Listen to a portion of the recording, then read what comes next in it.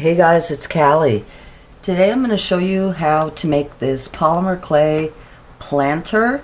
You could also use this to hold your makeup brushes or your paint brushes or your pens and your pencils, whatever you'd like. So it's made out of a tin can and some polymer clay.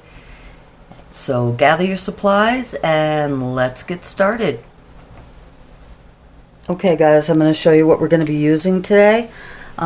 Use the can of your choice. This is just a can of beans, and I took the label off and I'm going to empty it out, wash it out, and then you're going to need a nail and a hammer, and you're going to very carefully knock some holes in the bottom. Some people like to put water in the can and freeze it first. That might help it not bend, but I've had no problem with just taking a nail and putting some holes in the bottom.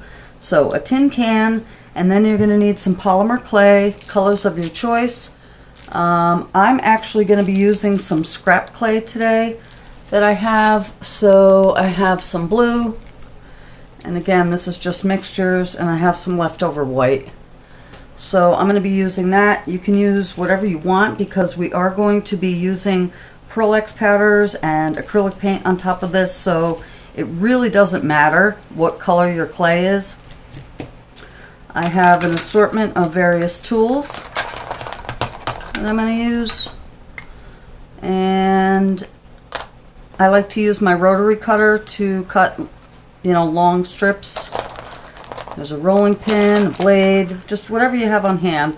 I always like to use an X-Acto knife. These things come in super handy. A simple ball tool. I have some of these stampers, and this one happens to have a flower on it. I have some with stars and things like that. Whatever you have on hand. If you don't have any of those tools, you can use a regular rolling pin. Speaking of that, I also like to use my pasta machine, but again, you can just use a rolling pin to roll out your clay. Something that you can roll out your clay and make it flat. I'm also going to be using an assortment of stamps, and you can use whatever ones you like. Again, we're going to just be using portions of these things, so it really doesn't matter. You just want something that's going to give you some texture. These are just the ones that I happen to pull out. And I am going to be using some of my metal cookie cutters. Just an assortment. You could do whatever shapes you'd like. These are just to cut out our tiles. I mentioned that I'm going to be using some Pearl X powders. So I just have an assortment of colors. Again, the options are limitless. Use whatever you like. I told you guys I like to work on a small piece of glass when I do my clay, and that also enables me to set it down, and I could see when I use this grid, I can see measurements underneath it. Sometimes I use this mirror as well, and I'll use my rotary cutter or my X-Acto knife to cut straight lines, because my eye is not a straight eye, that's for sure. And also we are going to be using a little Sculpey Bacon Bond just to adhere our clay tiles to the can, and then when we're all done, I'm going to use some of this gloss glaze as well as black acrylic paint. Any brand will do, and I'm using my antique gold rub and buff. So that is it for our supply list. I'm going to now roll out my clay, and I'm going to cover the tin can with a thin layer of clay, and then I'll be back to show you how I make a tile. So I'll see you here in a second. Okay guys, now I'm going to show you how I make a tile. First thing that I did though, I measured around my tin can, and I measured the height. It's 9 inches all the way around, and it's 4 inches tall. So that's how many I need to make enough tiles that are going to fit a 9-inch long by 4-inch tall space. And I told you I like to work on glass, so I'm going to take this even bigger piece that I have here, and all I did to the tin can was I took my scrap clay and I rolled it out on the thinnest setting on my pasta machine, which is 8, and you know, it doesn't have to be neat. This is all going to get covered up, but I just put my scrap clay all around it, and I am going to bake this right now in my 275-degree Fahrenheit oven for 15 minutes. And while that's baking, we are going to make our tiles. And I rolled out some of my scrap clay on my thickest setting on my pasta machine, which is 1. And again, I don't really care about the colors. I'm going to take a random stamp. This flower kind of looks like a mandala to me. And I'm going to press it, you know, with some good pressure into my clay. Don't press so hard that you break your glass, but you want to make a good impression. You want to make a good impression. You can use a light rolling pin on this if you'd like, but I caution you because this will move across your clay and you might not get such a true impression. But so I'm just gonna kind of do this all around our piece.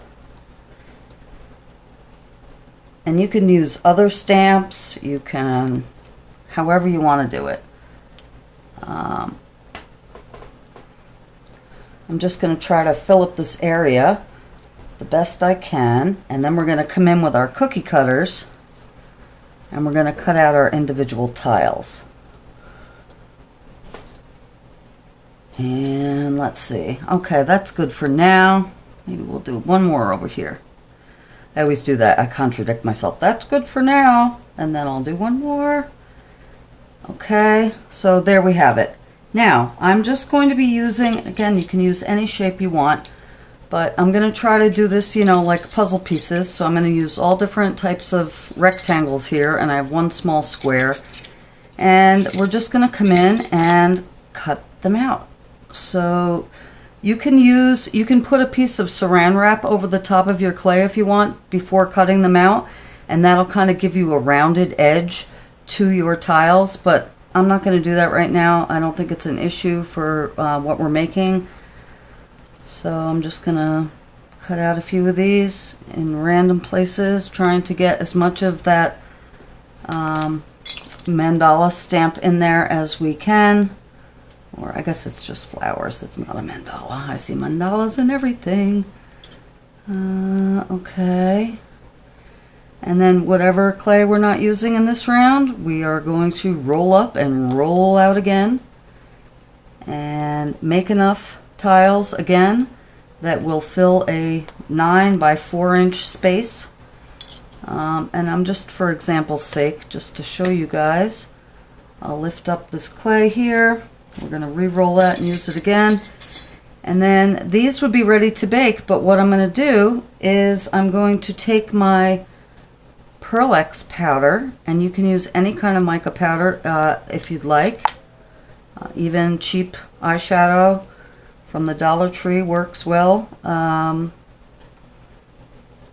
But, okay, so here we go. And what do you know? I'm going to use purple. And I will be using a variety of colors. I'm going to do all different colors on my tiles with all different designs.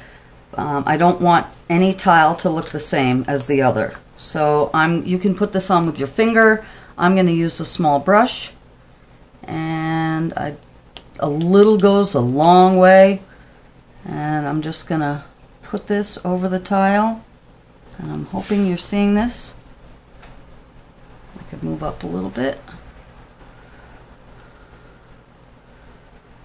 And we are going to, I'll do all of these purple, and then I'll do the next batch a different color. Ooh, that was quite a bit there. And I'll try to cover all the edges. You know, and so you see my blue-gray clay is now this beautiful, you know, iridescent purple. I'm just going to use a little more on this guy. And try to get the edges. Again, we'll be going over all of these things with black acrylic paint when we're done. to bring out the definition. So for now, this is just how I do this, you guys. And like I said, I'm going to do a row of 9 by 4 of all different sizes and have them fit together in one sheet, if you will. And that's how I do it. So I will see you back here when I have all the tiles cut out and ready to be put on the can. And in the meantime, I'm going to pop that can in the oven for 15 minutes. And I'll see you back here when my tiles are completely cut out and the can is baked, and we'll be ready for the next step. Okay guys, so our can is out of the oven now, and I'm going to take our black acrylic paint and just paint the whole thing black. You can paint it whatever color you'd like. I think the black shows up better against the tile, but paint it blue, paint it purple, paint it green. Paint it whatever you'd like. Sorry, I'm kind of zoomed in here. Anyway, so that's what we're going to do next. We're going to paint the can black, and then when that dries, when the can dries, I'm going to take our raw clay that I've stamped, and I put my Pearl X powders on, and I've arranged them. I had said before it was 9 by 4. It's actually 9 by 4.5 here on my grid. And what I would suggest at this point, unless you're really adventurous, I'm going to take a picture of this layout so I can refer to it when I'm gluing. Otherwise you can kind of get lost, or it won't come out the way you've planned it. But I find that to be really helpful. So we're going to paint the can black, let that dry, and then I'm going to take my Sculpey Bacon Bond and going to, just put a little bit on the back of each clay tile. And I'm going to arrange them piece by piece onto the painted can, and then we're going to put that in the oven. But I'll see you back here once everything's been glued on. See you in a minute. Okay guys, we got everything glued into place here, and you can still see some of the Bacon Bond through the tiles. I'm being very gentle with this because, again, it's not all the way together. And I'm pretty pleased with the way this came out. I have to tell you that this is the second time that I've filmed this video, because I did one yesterday, and instead of baking the can first and then putting the tiles on, I baked the can and the tiles together. And of course, when the tiles came out of the oven, they were stiff as a board. And then I had to try to wrestle them around the can, and it was just a lot of fun. So I thought I would attempt this again, and I have to tell you, I had laid everything out perfectly, and then when I put this on the can right now, I wasn't really paying close attention, and I laid the sun tile directly on these bottom tiles without leaving a gap. And by the time I got it back around to it, the glue had dried somewhat, so I couldn't manipulate it. So I was left with this gap up top, which I kind of had to improvise with these triangles. But I kind of like it. So the next step now, we're going to put this in the oven, again, 275 for 15 minutes, 15 to 20 minutes. And then we're going to take it out, and we are going to take our, once it cools down, we'll take our black acrylic paint, and we're going to cover the whole thing with paint, and we're going to wipe it off, and then we're going to add some touches of rub and buff, and we're going to call it a planter. So I will see you when this is out of the oven and in just a minute. Okay guys, we're fresh out of the oven, and here's what we're looking like. Things didn't shift too much. A little of some of the tiles did shift a little bit in the baking. I really don't know how I could have avoided that. Maybe press them in a little further, but I think it adds to the charm a little bit. So what we're going to do next is take our black acrylic paint, and I'm just going to paint all over this. And we'll do that now. And never fear, it will reappear. Now, I suppose you could also grout this if you wanted to, like real tile and real mosaics. I kind of like the dimension effect, but honestly I haven't tried it, so it would probably look cool as well. I love when I get feedback and comments. Much appreciated.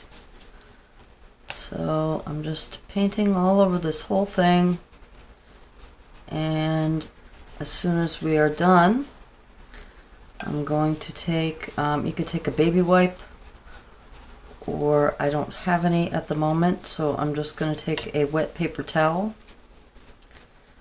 and I'm going to wipe off the paint that we just put on the can.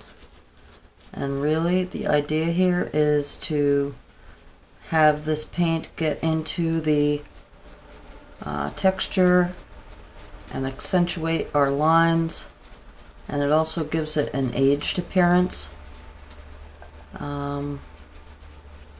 It's just a great effect, and I use it in a lot of my artwork, definitely.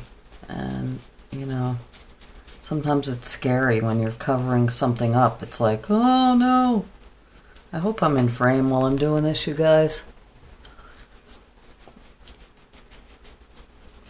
I'm filming this very late at night, so I apologize for the shadows and the lighting, but I wanted to get this up for tomorrow is the last day of hashtag lovesummerart, and I wanted to submit this as my second offering, and it was really a lot of fun and to be a part of and collaborate with everyone, and I look forward to doing it more. Okay, so here we have it, and I told you I don't have any baby wipes, but I do have damp paper towels, and I'll show you what we're going to do. Just going to go over it and kind of pat and rub and pat, and you can see what's happening here is that the black paint is staying in the lines. It's like magic, isn't it? Isn't that cool? Okay, so we kind of flip it over one more time, and you guys, we're going to let this dry, and then our final step is I'm going to break out the rub and buff, and I'm going to add some touches along the tiles. So when this dries, I'll see you back here for that and then we'll be done. Okay, so I'm just going to clean up a little bit here, and I'll see you guys back when we're dry. See you in a minute. Okay guys, our paint is dry, and now I have my rub and buff, and I'm just going to use my finger, and there's no, you know, technique I've got going on here. I'm just going to squirt a little bit out. A little bit of this goes a long, long way. So I'm going to just kind of, again, with no, you know, I'm just going to kind of put it on and then rub it out really quick. Like even that was a little bit too much right there. But just very gently, I'm going to just touch up around. And this too will bring out the texture. I think you can kind of see. So I'm just going to do this all the way around the can.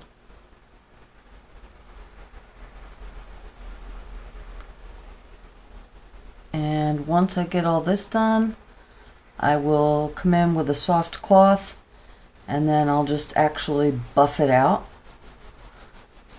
And it really brings out a great shine. So I'm going to finish doing this, and then I am going to apply my Sculpey glaze, and I'll be back when the Sculpey glaze is dry, and I'll show you our finished product. So I hope you're liking this so far, and I'll see you in a minute. Okay guys, we've added rub and buff and I went ahead and put the glaze all over it, and it has dried, and this is our finished product. So you can use this as a planter, which is what I intended to use it for, or you can use it to hold your pens or your pencils or your brushes, anything you want. Again, I hope you guys enjoyed this. If you'd like, give it a try. Let me know how you made out. I would love it if you like this video and subscribe if you haven't already. I hope you're having a great day and happy crafting. Blessed be.